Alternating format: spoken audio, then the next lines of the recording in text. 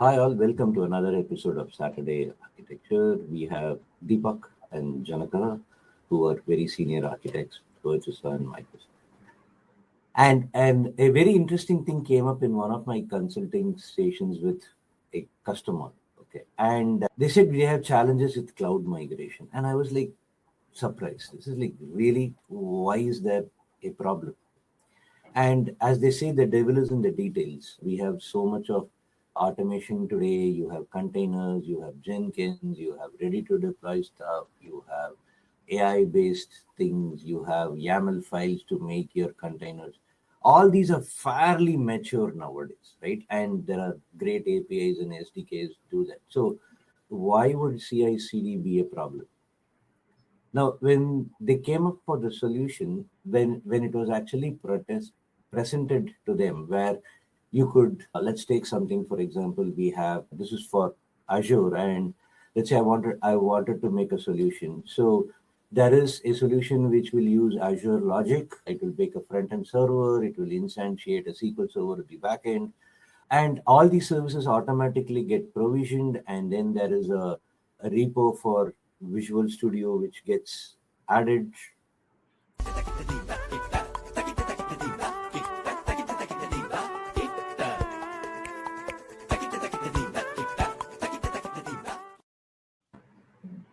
I'll edit that out. So one of the key things is like, let's say I have Azure DevOps for the cold storage or GitHub, whatever, to store the code. Now, and complete automated solution was built where they could pick the configuration, what type of application is it, just an API, is it a front end application, or is it a batch job? You select that, and then all the services get deployed in the created in the background. Users are added to it based on the project team picking up from GAL and the team structure, and the team just has to go pull in the latest code, add their business logic, and bam, it's done. Okay, the UI team. So this was done. We'd say, oh, that's a quick time to market. It will give agility to the dev team. But when we went there, it was very interesting that they said this is too complex. Okay, and it was very confusing. Say, how come it is too complex? You go to a screen, you select the type of application, and it gives you by default what services are needed also. All you say is deploy. In 2 minutes, everything is deployed and all the team is. How is this complex? It should be simple. Okay, that really threw us into a spin. Have you guys had any solutions around this? Deepak, maybe you can go first, and then Right. Janaka after that you could.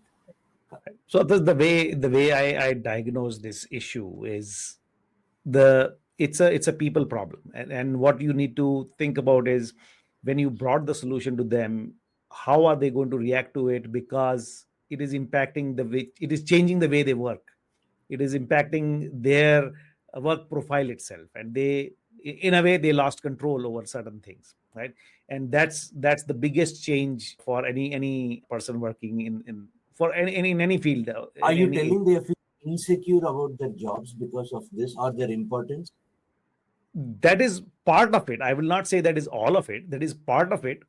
But Okay. I think it's a natural human reaction to any change, right? So I wouldn't say that this is your, specifically your solution was bad, or your solution was changing so much that they couldn't digest it. But this is normal human reaction for anybody. Their sort of way of working drastically changing, right, from all the work which they used to do before on the in the on-prem world doesn't exist anymore, and we are just taking away that whole thing from.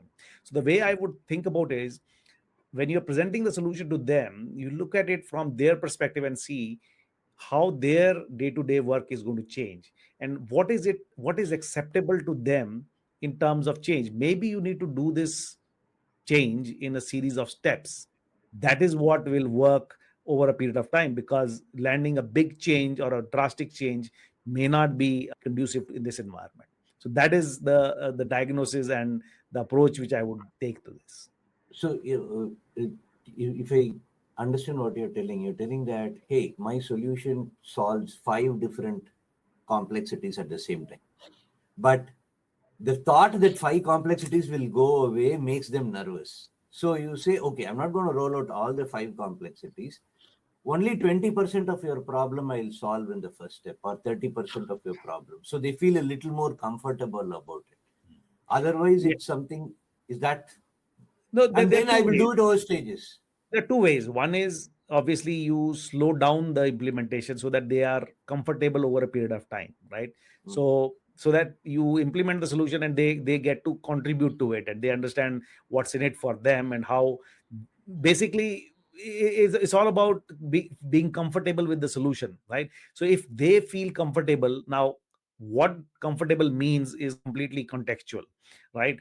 And that needs to be understood in terms of why somebody would change completely what they are doing today because it is more efficient. Maybe they are not after efficiency at this point of time. So we need to understand the motivation behind it. So that's the approach I'm taking. I'm saying in general, take the people approach rather than the completely technology approach.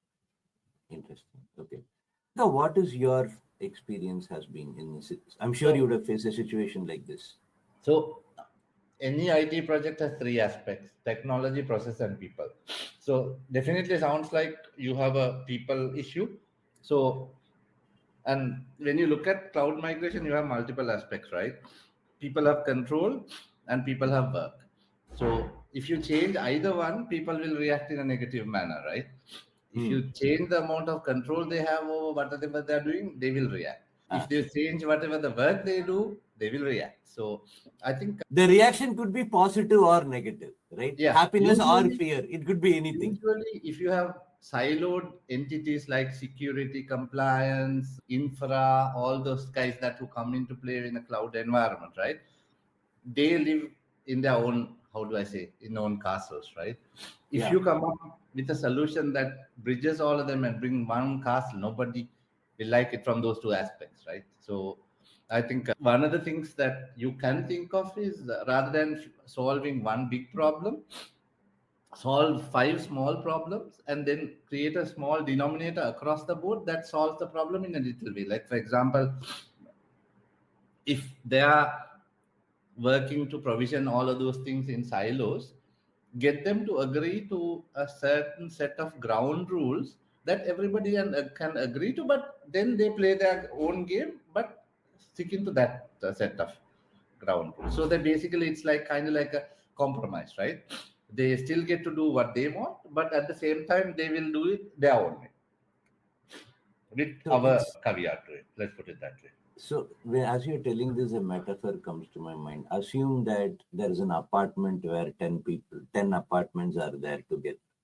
And then we choose to, instead of each person buying a washing machine, let's just say we will have two shared washing machine. And I think each house would actually start thinking, will I get the washing machine when I want to? What would be the clothes that is paid? Which will be cleaned? Each one will go into that and they would prefer to have their own washing machine. So in that thing, what you're trying to say is, let us at least come to a consensus to say, we will have one washing machine for us. Okay, I will put one common washing machine. Probably each of us will decide that on one day that we will use it. One day of the week it will be there. See if that works out, or else something. Is that something like that? Is what you're suggesting, Shankar? So it's again, it's about not touching people's egos, right? The Kumaran at the end. Is it? Because people Okay. react very negatively when you, because it's very easy to touch, especially if you are somebody who has been doing that for the past, I don't know, X amount of years, You're an consistently. expert in that place. Exactly. And then you have a certain way of doing work, and then you will always like to do it that way. So the solution is finding out that sweet spot where they feel the least amount of uncomfortableness, but at the same time, they also agree to compromise on something. Now, for So example, right, I think you are trying to solve a problem where you need to optimize this whole CI/CD process, right? So then, if you look at, if the problems are everybody working in their own individual cycles or castles, that you have all these inconsistencies. So one MVP, or what do you call the what do you call a low hanging fruit, would be to agree, get them to agree to follow a certain template, a bunch of data set that everybody agrees to, so that those inconsistencies will go away. but Uh, but you're automating everything, but still if everybody. if I am the security guy, right? I mean, I'm Yeah. just trying to state it, get a even more specific scenario. Assume that I'm the security guy, right? The one who gives provisions, and my expertise in my complex organization with so many people and so many departments.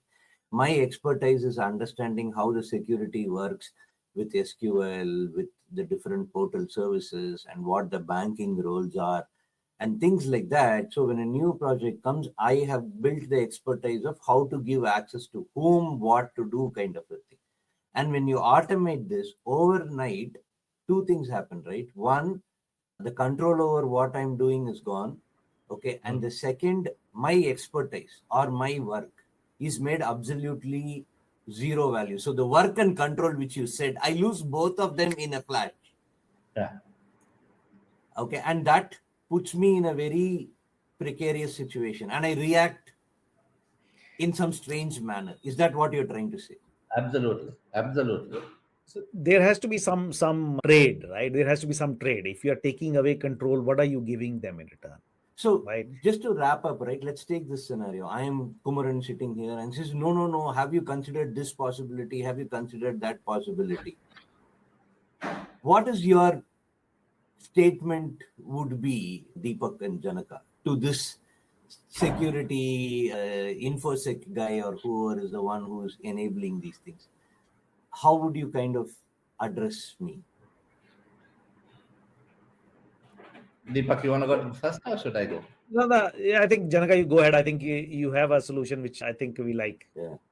So I think it's about if you take each of those silos, right, they also have a bunch of problems that we want to achieve, right? So get rid of the inefficiencies, but at the same time, don't compromise too much on what you're controlling. So how do we get rid of the inefficiencies? You put a little bit of guardrails around them without upsetting the apple cart too much, and then find that sweet spot. So basically, using your what do you call red, amber, green approach on converting ambers to green, and then making sure you have enough proponents for your solution, and then like I said, don't solve the big problems, solve five small problems, and then put a thread across that basically links it. Okay, sure. Yeah, Deepak. So I think Janaka mentioned that, and I think maybe what the actual solution has to be is to allow all the participants to perform their role, maybe in an automated way, but something which emulates their current situation, so that they are able to accept that change, right? So that is probably the most feasible solution, where they get to exercise some control, right? Whereas you also achieve the goal of automation. So in the solution that I had talked about, it would be something like InfoSec will have a separate screen, right, to begin with. And then I can actually go look at those things and then say, yes, approve. I click the approve button. So that kind of gives me, oh, okay, fine. My expertise, my control is still there. And probably at a later stage, maybe piece it all together. It's like, uh, Yes, step by okay, step elimination of those So things, I think because I'll make it even simple. What you said yeah. was absolutely correct. You let the security guy click the button, but click the OK button or the checkbox. But what you control is that whatever the label in front, whatever the name in front, whatever the property in front, that you govern that. You don't let them enter it. So then everybody follows the same bunch of properties. So he still Nice. has the control, but like I Follows said, within a certain standard. Yeah, within a exactly. standard. Okay, Exactly. brilliant. Okay, thanks, Deepak. Thanks, Janaka. Good to see you after a long time. Hope you can make time after you go back also.